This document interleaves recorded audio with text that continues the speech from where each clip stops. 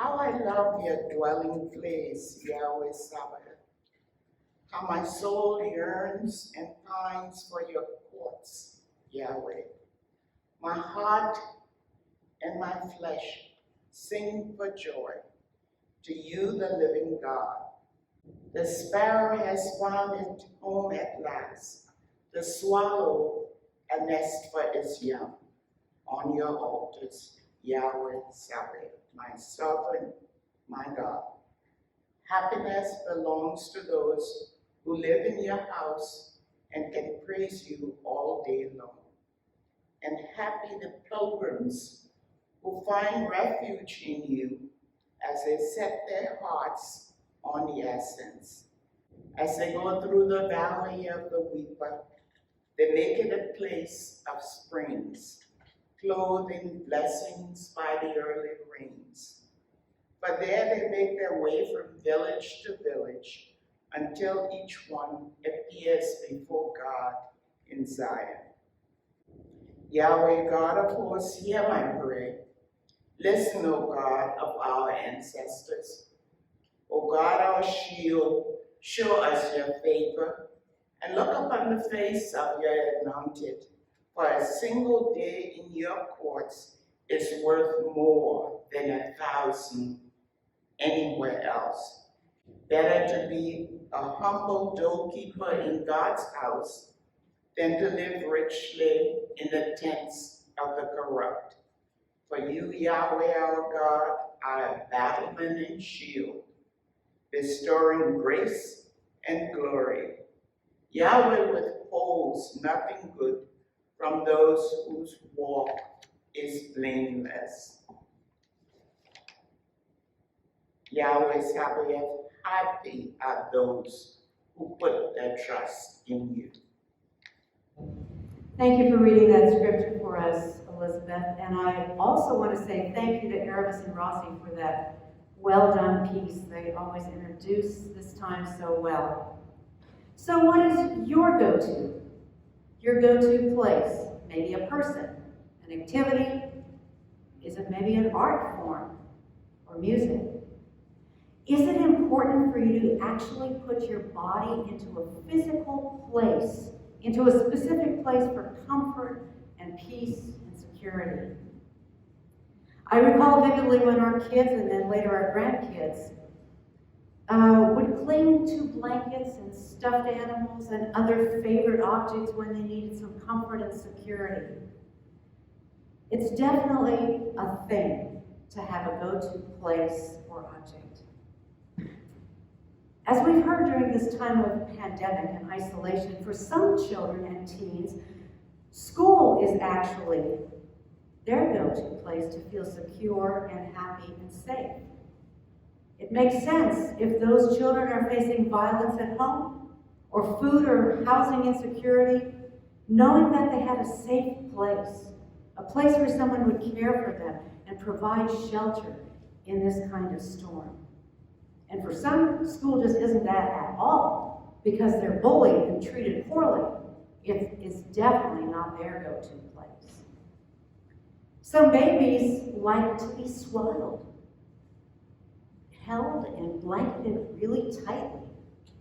Thunder vests for you pet lovers are sometimes helpful for dogs during thunderstorms and during fireworks. Weighted blankets are said to be comforting for those who have difficulty sleeping. Temple Grandin, American scientist and animal behaviorist who was diagnosed with autism as an adult, came to lead the charge for animal welfare reform in the cattle industry. Because of the stress that she lived with continually, she developed a deep pressure device used to calm people with hypersensitivity. The device was designed as a very small, confined space where you could clamp it tightly as the user controlled it to hold that person safe. She had seen this with animals. She had seen this how cattle were put into chutes for inoculation and how they immediately calmed down. So she drew that parallel to her own life realizing that her own hypersensitivity would benefit from that kind of confinement and that kind of security. And she too was calm immediately, a little bit like being swaddled as a child. Now, we can't prescribe anybody else's go-to place, but it seems that it is a universal need. We need to have places to retreat and regroup in safety. The piece of scriptural poetry that Elizabeth read to us was written during the 6th century BCE. At that time, there was only one temple, and that was in Jerusalem. The innermost part of that temple, where the priest went at a specific time every year, was actually quite small. But there were so many porches and courts and porticos around that where people could congregate, and even there, people felt that sense of sacred space.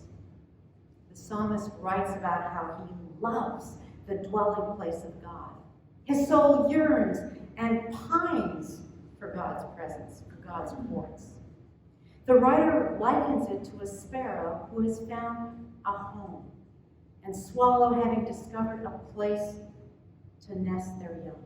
So if a sparrow and a swallow find it to be comforting and safe, it definitely is a safe place. Now imagine being as comfortable and as overwhelmingly happy in that space just behind our sanctuary, the narthex, or in our breezeway.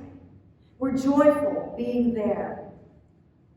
We come here as a sacred space, but the psalmist said in those courts, he was delighted. I think we felt that on the first day we were back in in-person service, where we met outside, distanced, in the breezeway, and we were overjoyed to be together again. I heard about people saying, I felt a lot of emotion just being there because we were once more in each other's presence. And even in following weeks, I've heard a number of you say how much you look forward to being here. Some even say, I look forward to it every week. So maybe the pandemic isolation has given us a little sense of wonder at home, at sacred space and refuge. The writer of Psalm 84 expands that sense of wonder and belonging beyond the physical space to include a place of refuge in God. The psalmist writes about pilgrimage is in their hearts, and how those pilgrims' lives actually become roads upon which God travels. Sounds a little bit poetic and a bit otherworldly, but let's break it down this way. When you consider life, it really is a journey. We are on a pilgrimage in a sense. When you think of pilgrimage as meaning a journey into an unknown and foreign place, somewhere you go to search for yourself, for others, for God, to learn more about all of these areas. Isn't that what our journey of faith is all about? It's certainly unknown. We need only to think back 18 months, and it is a quest for understanding and increased faithfulness. The psalmist describes our pilgrimage as traveling both through places of great joy and valleys of weeping, cool springs and pools, as well as the lonesome valley. Now those descriptions are taken from the Message paraphrase of this psalm. The writer reminds the readers that this refuge in God's presence can produce springs of water and early rains. It's like nourishment for the soul. As our physical rains lessen and as our water supply dwindles, we know how vital water is for us personally and for our global survival.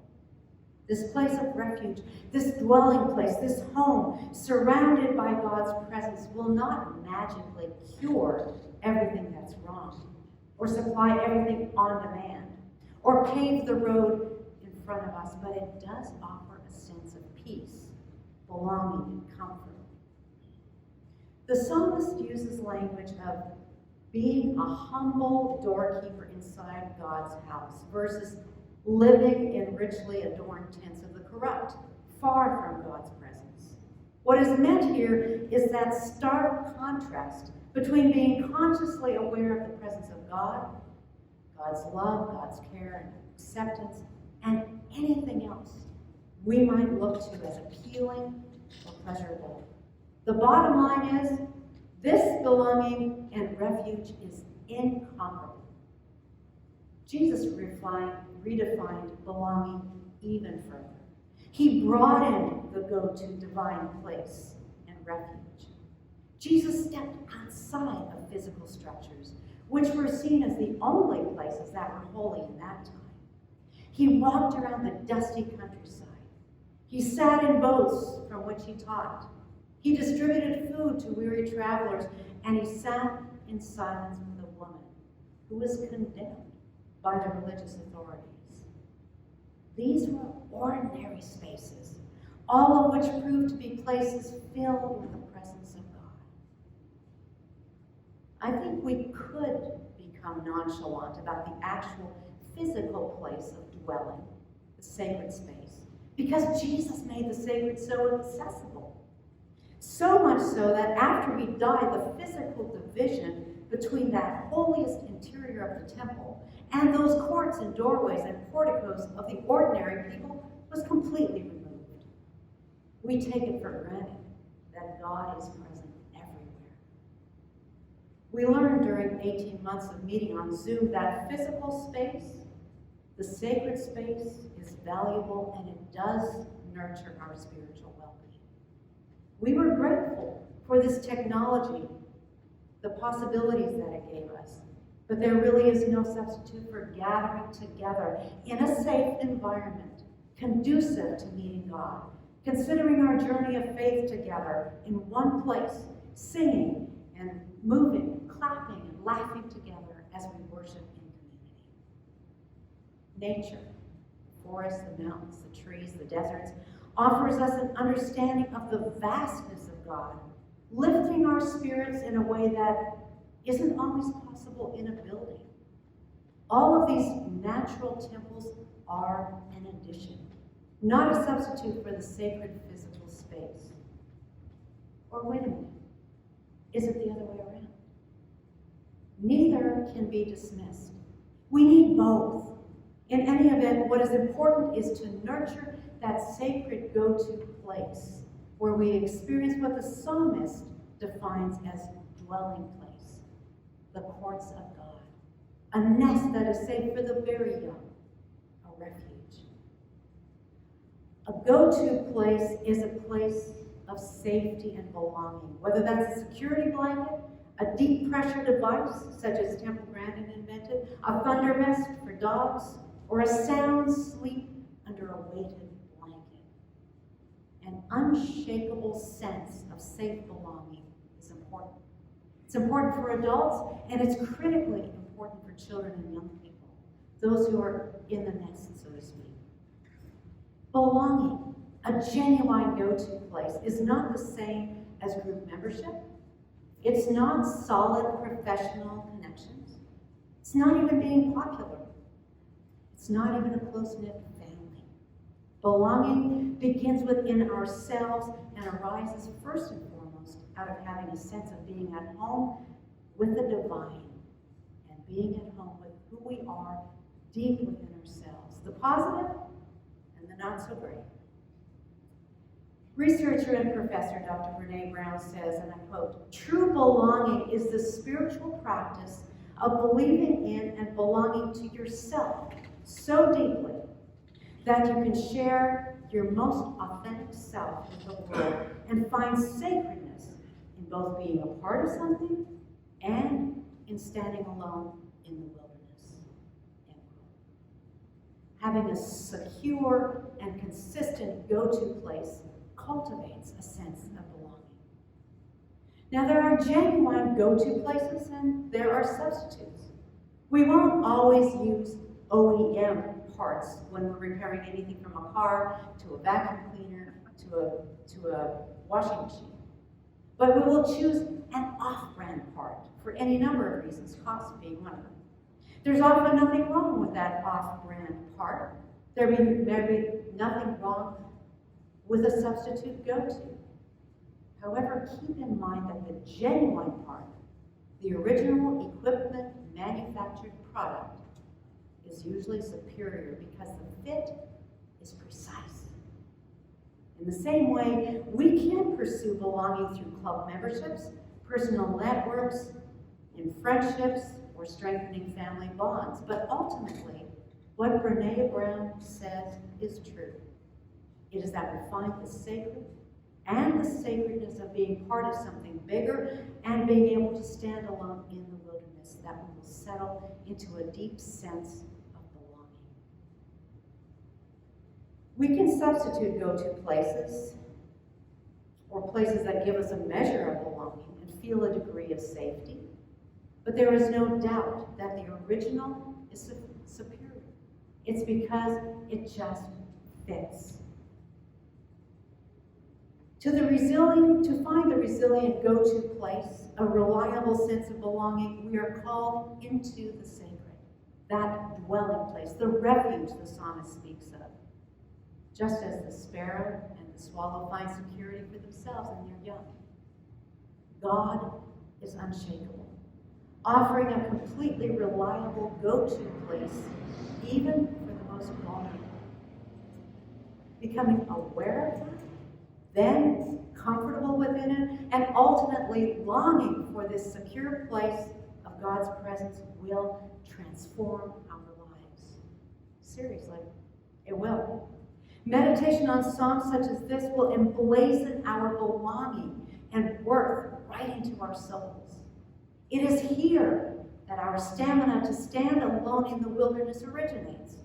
That wilderness of anxiety, fear, and uncertainty, and unprecedented pressure. When we allow God's enormous love and acceptance and forgiveness to shift our belief about ourselves and about others, the wilderness, that dry, hot, lonely place, will lose its foreboding. Those who threaten us, bully us, taunt us on social media, cut us off in traffic, even those who do their best to manipulate us, no longer have a hold over us. When we can stand bravely belonging to ourselves and to our Creator, we will be drawn toward people on a faith journey. We will be united with those working to bring more just and equitable situations into the world for everyone, whether in our school systems, our families, in marginalized communities, and through local and global initiatives to bring about relief. We will experience the fulfillment of being part of something bigger. That's the next level of belonging, that expanded go-to place. We can and we do experience that right here, with each other, with those whom we've known a long time, with those whom we've just gotten to know. We are a resilient, resolute, sometimes frayed around the edges group of pilgrims who have been some places and have seen some things. We could say we've made our way from village to village, as this scripture stated. We are on a pilgrimage to understand this God whom we say is still speaking. We long to experience the sacred space again and again, soothing our troubled minds and souls, sometimes standing alone in the wilderness. That's our personal journey, without which the collective one is incomplete. With equal, fierce commitment, we pursue being part of something bigger, offering the acceptance and grace we've received to each other and to our community around us. Every time we monitor our attitudes and our responses, each time we doggedly adhere to the protocols given to us by those who understand the bigger picture and can place data into scientific perspectives. Whenever we choose to put the needs of those who are marginalized ahead of our own, we are creating a safe, collective go-to place where more and more will feel welcome. I invite you to think about your own go-to place. What is that for you? Is it substantial enough for these troubling times? Does it need some reinforcement, some readjustment?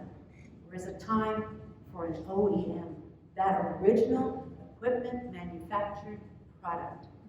The genuine sacred space of belonging within ourselves, with our Creator, and together in a community of faith. I encourage all of us to rediscover the sense of wonder and joy that we have in our true belonging as beloved children of God. This is the OEM that will carry us, genuinely carry us into spiritual endurance and give us a go-to place of resilience for that pilgrimage. May it be so.